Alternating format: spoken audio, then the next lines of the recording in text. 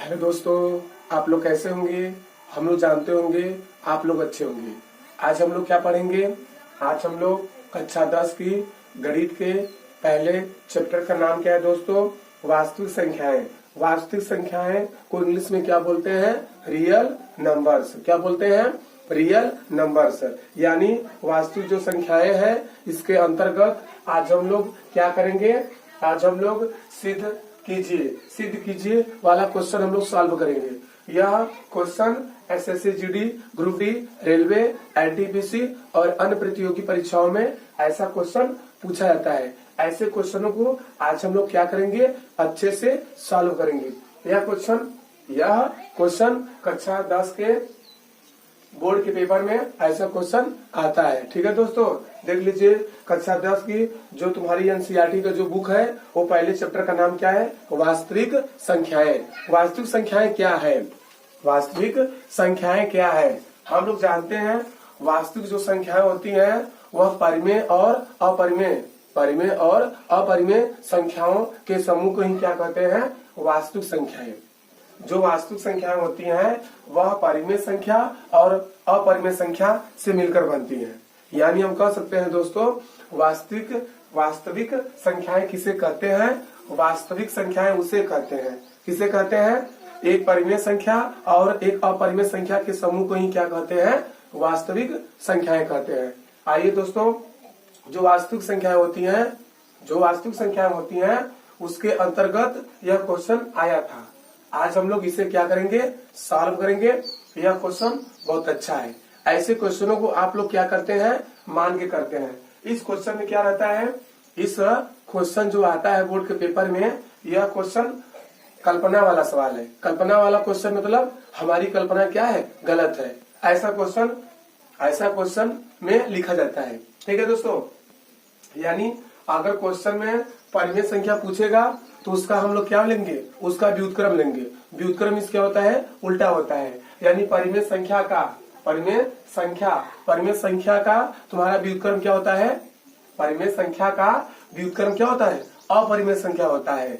और अपरिमेय संख्या का व्युत्क्रम क्या होता है, परिमेय संख्या होता है। ठीक है, यानी हम कह सकते हैं दोस्तों कि अपरिमेय संख्या का विरोधाभास क्या होगा। अपरिमेय संख्या का विरोधाभास कौन सी संख्या होगी, परिमेय संख्या होगी। ठीक है दोस्तों, यानी इस क्वेश्चन में क्या करेंगे हम लोग इस क्वेश्चन में विपरीत लेंगे। अगर परिमेय संख्या रहेगा तो परिमेय संख्या का विपरीत हम लोग क्या लेंगे, अपरिमेय संख्या लेंगे। अगर अपरिमेय संख्या दिया रहेगा तो क्या लेंगे, परिमेय संख्या लेंगे। अब अंत में जाकर हम लोग क्या करेंगे, जो हम लोग माने रहेंगे वो हमारी कल्पना क्या है, गलत है। ठीक है, यानी जो हम लोग विरोधाभास करेंगे, एक दूसरे के बीच में जो विरोधाभास करेंगे वो हमारी कल्पना क्या होगी, गलत होगी। ठीक है, आइए आज इस क्वेश्चन को हम लोग अच्छे से सॉल्व करते हैं। ठीक है, आप लोग इसे अच्छे से पढ़िए और अच्छे से कॉपी कलम लेकर इसे रिवीजन करिए। अगर रिवीजन या प्रैक्टिस नहीं करेंगे यह क्वेश्चन आने वाला नहीं है। यह क्वेश्चन वेरी मोस्ट इम्पोर्टेंट है। ऐसा question SSC GD, group D, railway, NTPC और अन्य प्रतियोगी परीक्षाओं में ऐसा क्वेश्चन आता है। और कक्षा 10 के गणित में जो वास्तविक संख्या होती हैं यह क्वेश्चन उसमें पूछा जाता है। यह क्वेश्चन वेरी मोस्ट इम्पोर्टेंट है। ठीक है दोस्तों, हम लोग जानते हैं कि हारता वही है जो कोशिश करना छोड़ देता है। ठीक है दोस्तों, क्योंकि हम लोग जानते हैं कि संघर्ष ही तुम्हारा क्या होता है, जीवन होता है। अगर किसी भी चीज को आप रिवाइज या अभ्यास नहीं करेंगे तो कोई क्वेश्चन आने वाला नहीं है। क्योंकि यह क्वेश्चन कक्षा 10 के पेपर में ऐसा क्वेश्चन आता है। ऐसे क्वेश्चनों को अगर आप रिवीजन या अभ्यास नहीं करेंगे तो यह क्वेश्चन आने वाला नहीं है। ठीक है दोस्तों, यह तुम्हारा विरोधाभास वाला क्वेश्चन है। जो विरोधाभास वाला क्वेश्चन होता है उसमें हम लोग क्या करते हैं, विपरीत लेते हैं। विपरीत मीन्स क्या होता है, उल्टा मीन्स क्या होता है, व्युत्क्रम, जिसको बोलते हैं क्या, अपोजिट। ठीक है, आइए हम लोग क्वेश्चन को पढ़ते हैं। सिद्ध कीजिए कि 3 + 2 कड़ी में 5 एक अपरिमेय संख्या है। यानी क्वेश्चन में तुम्हारा पूछा है क्या पूछा है कि सिद्ध कीजिए, क्या करना है, सिद्ध कीजिए कि 3 + 2 अब कड़ी में 5 एक क्या है, एक अपरिमेय संख्या है। अपरिमेय संख्या दोस्तों दिया है ना, तो अपरिमेय संख्या का उल्टा क्या होता है? अपरिमेय संख्या का उल्टा क्या होता है? परिमेय संख्या होता है। अगर परिमेय संख्या दिया रहेगा तो परिमेय संख्या का उल्टा क्या होता है? अपरिमेय संख्या होता है। यानी इस क्वेश्चन में तुम्हारा एक अपरिमेय संख्या है, यानी 3 + 2 करड़ी में क्या है? 5, एक अपरिमेय संख्या है। ठीक है दोस्तों, आइए परिमेय संख्या और अपरिमेय संख्या से जुड़ा हुआ कुछ महत्वपूर्ण तथ्य को हम लोग क्या करते हैं? समझते हैं या जानते हैं। आप लोग इसे अच्छे से, इस तथ्य को आप लोग अच्छे से याद कर लीजिए। अगर यह तथ्य आप लोगों को याद नहीं रहेगा तो आप लोग क्वेश्चन नहीं कर पाएंगे। देखिए कि एक परिमेय संख्या और एक अपरिमेय संख्या का गुणनफल या भागफल एक अपरिमेय संख्या होती है। दोस्तों हम लोग जानते हैं, क्या जानते हैं कि एक परिमेय संख्या और एक अपरिमेय संख्या का गुणनफल, गुणनफल मीन्स क्या होता है दोस्तों? गुणा, या भागफल एक अपरिमेय संख्या होती है। दोस्तों हम लोग जानते हैं कि एक परिमेय संख्या और एक अपरिमेय संख्या का गुणनफल कौन सी परिमेय संख्या होती है? कौन सी संख्या होती है? कौन सी संख्या होती है? अपरिमेय संख्या होती है। चाहे तुम्हारा गुणनफल हो चाहे भागफल हो। देखो यहाँ पर गुणनफल लिखा है, यहाँ पर क्या लिखा है? भागफल लिखा है। ठीक है दोस्तों, क्योंकि हम लोग जानते हैं कि एक परिमेय संख्या और एक अपरिमेय संख्या का गुणनफल या भागफल एक अपरिमेय संख्या होती है। ऐसे तथ्यों को आप लोग क्या करिए? इसे अच्छे से रिवीजन कर लीजिए। रिवीजन या अभ्यास नहीं करेंगे तो यह तथ्य आने वाला नहीं है। आइए नेक्स्ट, एक परिमेय संख्या और एक अपरिमेय संख्या का योग। योग मीन्स दोस्तों क्या होता है? योगफल। योगफल मीन्स क्या होता है दोस्तों? जोड़ना। क्या होता है? जोड़ना। ठीक है। योग या अंतर, अंतर मीन्स क्या होता है दोस्तों? घटाना। अंतर को मतलब होता है कि बड़ी संख्या में से छोटी संख्याओं को क्या करते हैं? घटाते हैं। तो वही हमारा क्या होता है? अंतर होता है। क्या होता है? अंतर।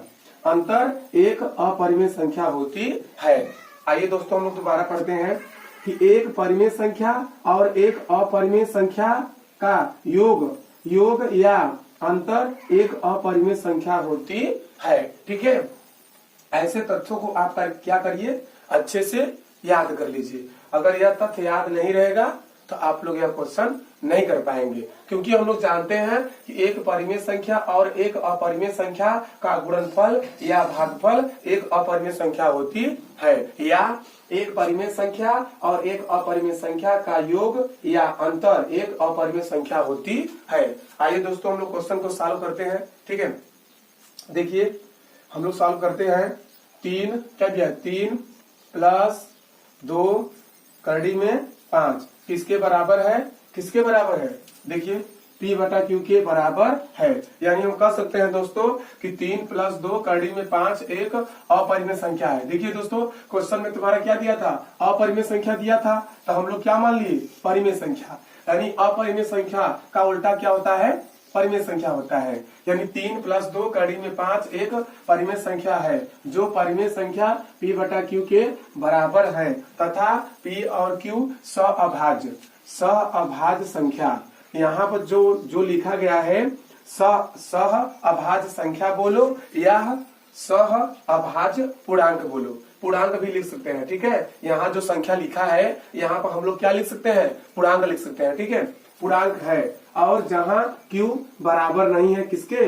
0 के, यानी Q नॉट इक्वल 0, Q 0 के बराबर नहीं है तो किसके बराबर है? P के बराबर है। हम लोग जानते हैं, क्या जानते हैं दोस्तों, कि तुम्हारा होता है, क्या होता है? भिन्न बराबर। क्या होता है? भिन्न बराबर। भिन्न बराबर होता है, भिन्न बराबर क्या होता है? अंश बटे हर होता है। क्या होता है? अंश बटे हर होता है। ठीक है दोस्तों, हम लोग जानते हैं, क्या जानते हैं कि भिन्न बराबर क्या होता है? अंश बटे हर। ऊपर कौन सा पूर्णांक होता है? ऊपर कौन सा पूर्णांक होता है? P। अब बटे नीचे कौन सा पूर्णांक होता है दोस्तों? कौन सा पूर्णांक होता है? Q। यानी हम कह सकते हैं दोस्तों P कहाँ रहता है? P तुम्हारा कहाँ रहता है? अंश में।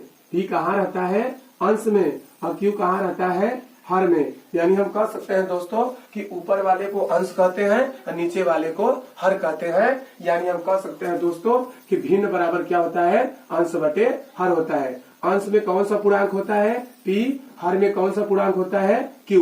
यानी हम कह सकते हैं दोस्तों कि भिन्न बराबर क्या होता है, अंश बटे हर। ऊपर वाले को अंश कहते हैं, नीचे वाले को हर कहते हैं। ठीक है, आइए ठीक है दोस्तों, देखिए 3 + 2 टेढ़ी में 5 एक परिमेय संख्या है, जो परिमेय संख्या p बटा q के बराबर है तथा p और q अभाज्य संख्या है। और जहां q बराबर नहीं है 0 के तो किसके बराबर है, p बराबर है 0 के। ठीक है दोस्तों, यानी 3 + 2 टेढ़ी में 5 किसके बराबर है, किसके बराबर है, p बटा q के बराबर है। ठीक है दोस्तों, देखिए अब हम लोग दोस्तों इसको उतार लेंगे। ठीक है, 2 कड़ी में 5 बराबर p बटे q।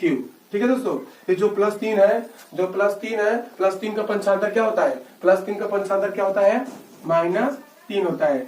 3 को क्या लिख सकते हैं, 3 बटा 1 लिख सकते हैं। ठीक है दोस्तों, लिखेंगे क्या, 2 लिखेंगे और कड़ी में तुम्हारा क्या लिखेंगे, 5 बराबर। ठीक है दोस्तों, समझते रहिए। q और एक लस लेंगे, तुम्हारा क्या आएगा, q आएगा। q आ गया, जब q का भाग देंगे तो भाग एक बार जाएगा, एक का गुणा p में कराएंगे तो क्या आएगा, p आएगा। क्या आएगा, p माइनस q में जब भाग देंगे 1 में तो q आएगा, q का गुणा करेंगे 3 में तो तुम्हारा क्या होगा, 3q होगा। क्या होगा, 3q होगा। ठीक है दोस्तों, समझते रहिएगा। अब हम लोग क्या करेंगे, कड़ी में 5 बराबर क्या करेंगे, p माइनस 3q और बटे q। जो संख्या तुम्हारा 2 गुणा में है वह कहाँ चली जाएगी, बटे यानी भाग में चली जाएगी। ठीक है, लिख देंगे तो कड़ी में 5 बराबर। ठीक है दोस्तों, ऊपर वाली संख्या लिख लेंगे तो p माइनस 3q बटे 2 का गुणा करेंगे q में तो 2 तुम्हारा क्या आएगा, 2q आएगा। ठीक है दोस्तों, समझते रहिए। ठीक है, अब देखिए दोस्तों, हम लोग जानते हैं कड़ी में 5, तो कड़ी में 5 कैसी संख्या है, तो कड़ी में 5 क्या है, एक अपरिमेय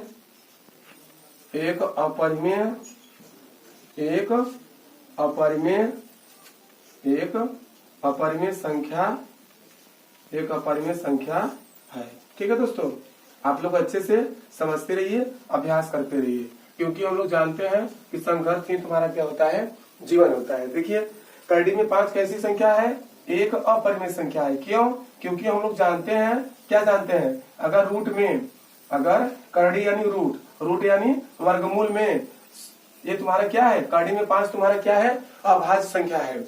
जो कड़ी में 5 तुम्हारा अभाज्य संख्या है, यह कैसी संख्या है, एक अपरिमेय संख्या है। ठीक है, देखिए p माइनस 3q बटे 2q कैसी संख्या है, p माइनस 3q बटे 2q कैसी संख्या है,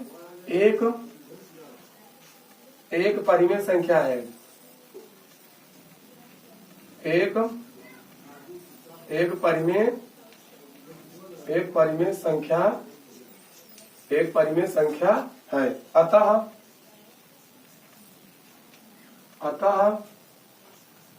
एक दूसरे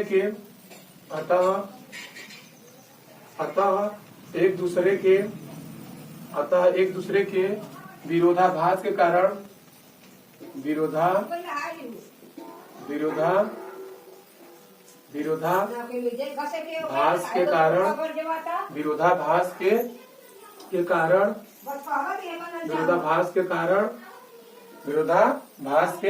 कारण 3 प्लस 2। अब कड़ी में तुम्हारा क्या दिया है, 5 एक अपरिमेय संख्या,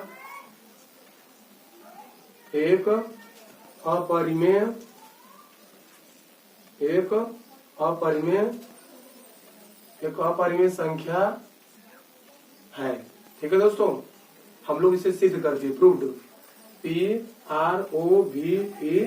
ठीक है दोस्तों, ऐसे क्वेश्चनों को आप लोग क्या करिए, अच्छे से रिवीजन करते रहिए। अगर अच्छे से रिवीजन नहीं करेंगे तो यह क्वेश्चन आने वाला नहीं है। देखिए दोस्तों, आप लोग इसे अच्छे से समझ लीजिए। यह क्वेश्चन बहुत इजी है, लेकिन हाँ, अगर आप लोग इसे रिवीजन या अभ्यास नहीं करेंगे तो यह क्वेश्चन आने वाला नहीं है। ठीक है दोस्तों, यह कक्षा 10 के गणित के पहले चैप्टर का नाम क्या है? वास्तविक संख्याएं। वास्तविक संख्याएं के अंतर्गत यह क्वेश्चन आता है। आज इस क्वेश्चन को हम लोग क्या किए हैं? सॉल्व किए हैं। आप लोग भी इस क्वेश्चन को अच्छे से सॉल्व करिएगा। ठीक है दोस्तों, क्योंकि हम लोग जानते हैं जो कक्षा 10 की गणित एनसीईआरटी है, पहले चैप्टर का नाम क्या है? वास्तविक संख्याएं।